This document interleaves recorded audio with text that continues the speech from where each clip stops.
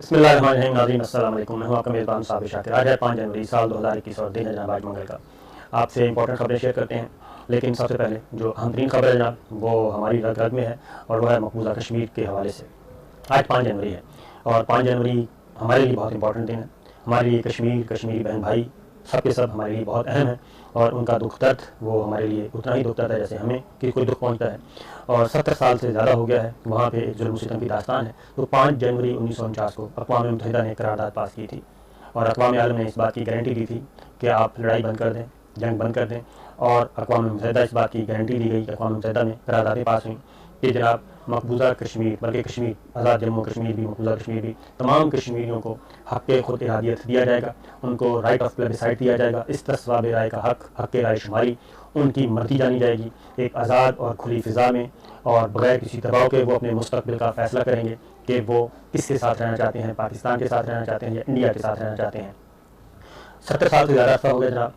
اس دوران بہت سے عالمی تنازعات حل ہو رہے ہیں، لیکن مقبوضہ کشمیر کی طرف کوئی توجہ نہیں دے رہا. اس کی وجہ عالمی بے حسی ہے، اور چونکہ یہ مسلمانوں کا مسئلہ ہے، مسلمانوں کا ایک ٹکڑا ہے، مسلمانوں کی آبادی ہے جو کہ محکوم ہے اور زبردستی قبضہ کیا ہوا ہے انڈیا نے. اور اب نہ صرف زبردستی قبضہ کیا ہوا ہے بلکہ وہاں پہ ایک انتہا پسندی، ایک دہشت گردی، ایک ریاستی دہشت گردی، ریاستی جبر 70 سالوں سے چل رہا ہے.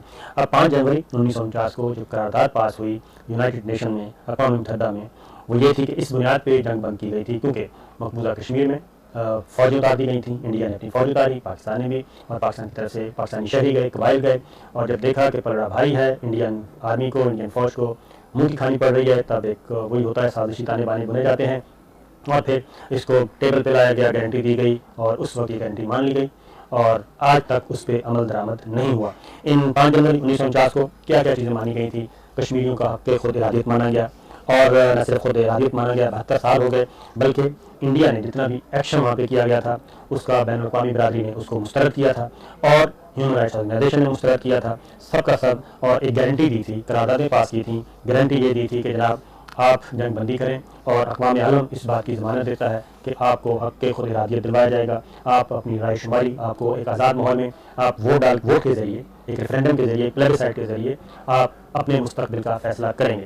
72 برس ہو گئے، اس دوران بہت سی جنگیں ہوئیں، اور صرف جنگیں نہیں ہوئیں بلکہ وہاں پہ جو ظلم و ستم ہو رہا ہے جی، 1 ملین کے قریب انڈین آرمی ہے وہاں پہ، اور وہاں پہ خواتین کی عصمت دری کی جا رہی ہے، بچوں کو شہید کیا جا رہا ہے، بزرگوں کو شہید کیا جا رہا ہے، ان کی لاشیں نہیں دی جا رہی ان کو مار کے.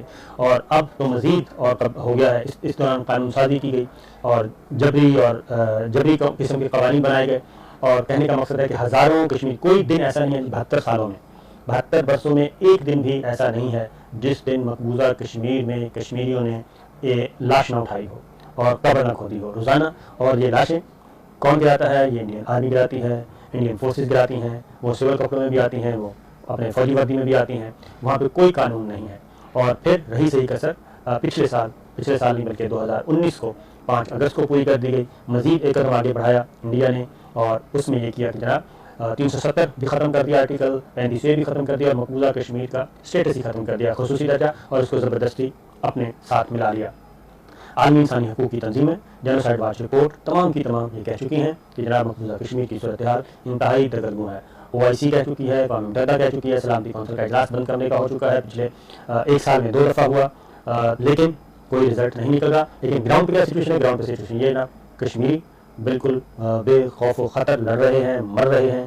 پھر کیمیائی ہتھیار استعمال کیے جا رہے ہیں، پیلٹ گن استعمال کیا جا رہا ہے، ان کو معذور کیا جا رہا ہے. اب تو لاش بھی واپس نہیں کی جاتی، اور سینکڑوں ہزاروں جیلوں میں موجود ہیں.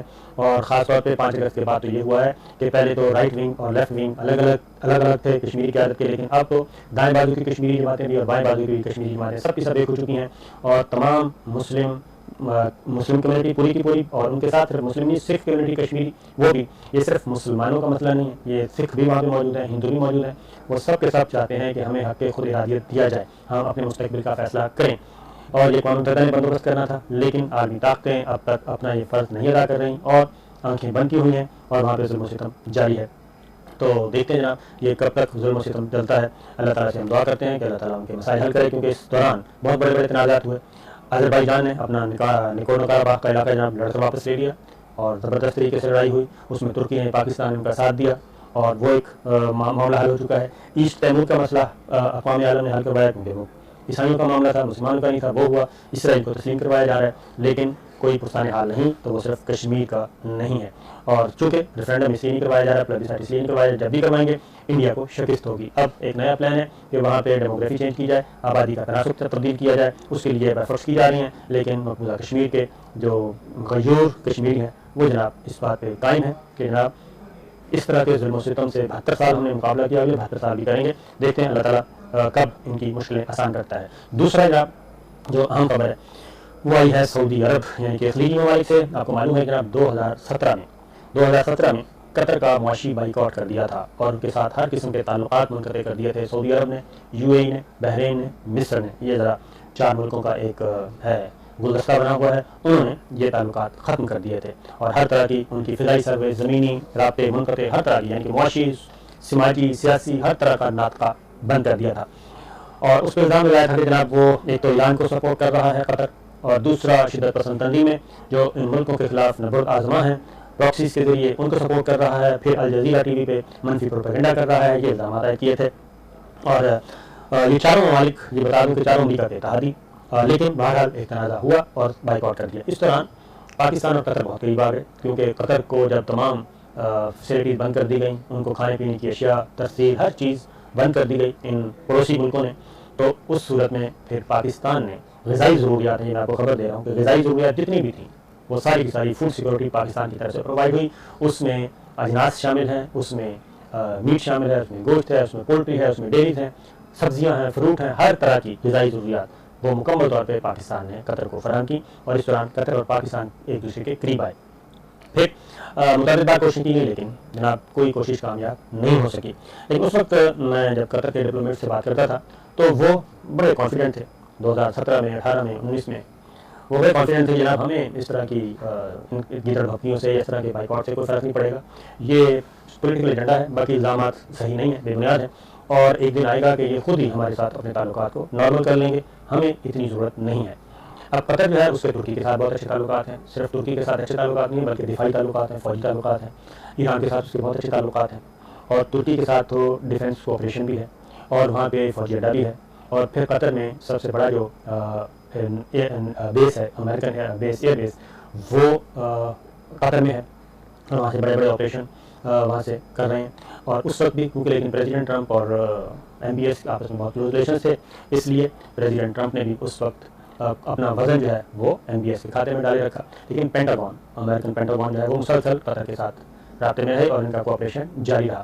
اور پھر افغان ڈائیلاگ جو ہوا افغان طالبان کے ساتھ، وہ اس کے لیے بھی دوحہ کا انتخاب کیا گیا، اور افغان طالبان کا دفتر بھی، سیاسی دفتر تو دوحہ میں، سارا پیس پروسیس جو ہے، پیس ایگریمنٹ وہ وہاں پہ ہوا۔ تو اس سے آپ اندازہ کر سکتے ہیں کہ امریکہ اور قطر کے جو فوجی تعلقات تھے وہ کبھی بھی ایڈورس میں نہیں گئے۔ ٹھیک ہے، پولیٹیکل پریزیڈنٹ ٹرمپ اپنا ویٹو پاور استعمال کرتے رہے، لیکن قطر نے سروائیو کیا۔ اور اب چونکہ 20 جنوری کو پریزیڈنٹ ٹرمپ کا جو سورج ہے وہ غروب ہو رہا ہے اقتدار کا، اور اس نے جانا ہے، اور جو بائیڈن آ رہے ہیں، اور جو بائیڈن جو ہیں وہ ان کی پالیسی ذرا ڈیموکریٹس کی بالکل ڈفرینٹ ہے پریزیڈنٹ ٹرمپ کے نتیجے میں، وہ ذاتی تعلقات اور ون ونڈو شاپنگ پہ یقین نہیں رکھتے، ان کے تعلقات ہوں گے ادارہ جاتی اور ریاستی سطح پہ، ملکی سطح پہ۔ تو اس دوران جانے سے پہلے کیونکہ یہ اس بات کا امکان موجود تھا کہ اگر جو بائیڈن آ جاتے ہیں تو ان کی پالیسی ٹورڈ ایران ڈفرینٹ ہے، ترکی، چائنا، یہ ذرا ان کی پالیسی میں تھوڑا سا چینج آنا ہے، تھوڑی سی لبرل اور تھوڑی سی ماڈریٹ ہونی ہے۔ اور دوسرا یہ کہ خاص طور پہ ٹورڈز ایم بی ایس بھی جو بائیڈن کی پالیسی ڈفرینٹ ہوگی۔ یہ ساری چیزیں آنے والے دنوں میں ہونے والی ہیں، اور اسی دوران اسرائیل کا معاملہ بھی ہوا، اور پھر سعودی عرب کی طرف سے یہ ریکویسٹ ڈالی گئی کہ جناب جانے سے پہلے قطر اور ترکی کے ساتھ ہمارے تعلقات جو ہیں وہ معمول پہ آ جانے چاہیے۔ آپ کو یاد ہوگا کہ امریکی وزیر خارجہ پومپیو نے وزٹ کیا تھا، اور پھر پریزیڈنٹ ٹرمپ کے داماد اور سیکورٹی ایڈوائزر کوشنر نے وزٹ کیا تھا، تو سعودی عرب نے مطالبات رکھے تھے، تقریباً 13 سے زیادہ کے مطالبات تھے۔ اس میں الجزیرہ ٹی وی کو بند کرنا تھا، ایران کے ساتھ تعلقات کو منقطع کرنا تھا، اور شدت پسند تنظیموں کو کے ساتھ قطع تعلقی کرنی تھی۔ اس طرح سے ایک اور بھی چیز میرے ذہن سے نکل گئی کہ ٹورڈز یمن جو ہے وہ بھی امریکہ کی جو بائیڈن انتظامیہ کی پالیسی ذرا مختلف ہے، اور یمن کا معاملہ اگر حل نہ ہوا تو آنے والے دنوں میں یہ بھی سعودی عرب کے لیے مسائل پیدا کر سکتا ہے پریزیڈنٹ جو بائیڈن کی حکومت کے دوران. تو اس لیے ادھر کوشش کی جا رہی ہے کہ یمن کا تنازع بھی 20 جنوری سے پہلے ختم ہو جائے. ایک ایگریمنٹ بھی ہوا ہے اور وہ کہاں تک ختم ہوتا ہے یہ آنے والے دن بتائیں گے. تو ایک سعودی عرب میں بھی بڑی ہلچل مچی ہوئی ہے کہ 20 جنوری سے پہلے یہ معاملات حل کیے جائیں, یمن والا تنازع بھی ختم ہو, کیونکہ امریکن انتظامیہ نئی جو ہوگی 20 جنوری کے بعد وہ ذرا اس کا موڈ تھوڑا سا ڈفرینٹ ہوگا. تو لہٰذا اس میں بظاہر یہ کہا جا رہا ہے کہ جناب کویت کے امیر نے ایک اہم کردار ادا کیا ہے قطر اور سعودی عرب کے تعلقات کو معمول پہ لانے کے لیے, لیکن جو اصل ہے جناب کردار وہ امریکہ سرکار ہے, کیونکہ اسرائیل کو تسلیم کروانے کا سلسلہ جو شروع ہوا اسی دوران جب MBS کے ساتھ ملاقات ہوئی امریکی وزیر خارجہ کی اور اسرائیلی وزیر اعظم کی, اور ساتھ ہی جناب سعودی وزیر خارجہ بھی ادھر تھے, اس میں یہ مطالبات رکھے گئے تھے. لیکن ہوا یہ ہے کہ قطر نے جناب کوئی بھی ایسا مطالبہ تو تسلیم نہیں کیا. الجزیرہ کی بھی چلتا رہے گا اور باقی معاملات بھی چلتے رہیں گے, لیکن ایک چیز ہو گئی ہے کہ جو مقدمات تھے مختلف یہ قطر تعلقی سوشل بائیکاٹ, معاشی بائیکاٹ, اس پہ قطر نے کل کافی انٹرنیشنل فورمز پہ ان ممالک کے خلاف مقدمات دائر کیے ہوئے تھے, تو وہ قطر واپس لے گا اور اسی طریقے سے سعودی عرب بھی ایسی کوئی کارروائی نہیں کرے گا. اور یہ کیا کہتے ہیں کہ کھایا پیا کچھ نہیں اور گلاس توڑا باہر آنے, تو یہ ہے لوٹ کے بدو گھر کو آئے, صبح کا بھولا شام کو گھر آ جائے تو اس کو بھولا ہوا نہیں کہتے, اس طرح کی صورتحال ہے. لیکن اب یہ ہے جناب ان کے درمیان تعلقات معمول پہ آ چکے ہیں, لڑائی جھگڑا ختم ہو چکا ہے. تو اس طریقے سے جناب 3.5 سال تعلقات منقطع ہونے کے بعد یہ تعلقات بحال ہو گئے ہیں اور قطر کے امیر سعودی عرب پہنچ چکے ہیں اور وہاں پہ خلیج تعاون کونسل کا اجلاس چل رہا ہے. تو صورتحال یہ ہمیں تو خوشی ہے جناب, 2 بردر اسلامی ملک جو ہیں وہ آپس میں مل رہے ہیں, اور اب بحرین, UAE اور مصر کے بارے میں بھی امریکی حکام نے اس توقع کا اظہار کیا جناب کہ وہ بھی انشاءاللہ بہت جلد اس صلح نامے میں شامل ہو جائیں گے. اجازت دیجیے.